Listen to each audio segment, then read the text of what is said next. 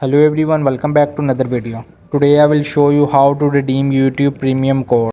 So what you have gonna do, you have to open the YouTube app on the Android device.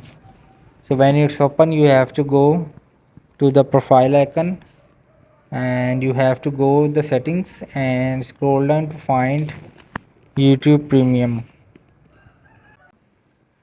So you have to open the circle settings and you have to click to the YouTube premium, and there is the YouTube premium. So you can read it carefully, all the plans of monthly, yearly. So get YouTube premium, so I will choose it. So individual, and I will click to confirm. So again to subscribe, so I will like to click this on visa category.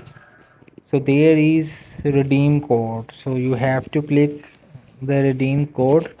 So if you have the code, so you can put it here. Hope this video help you. Please don't forget to like and subscribe and get notified for more videos.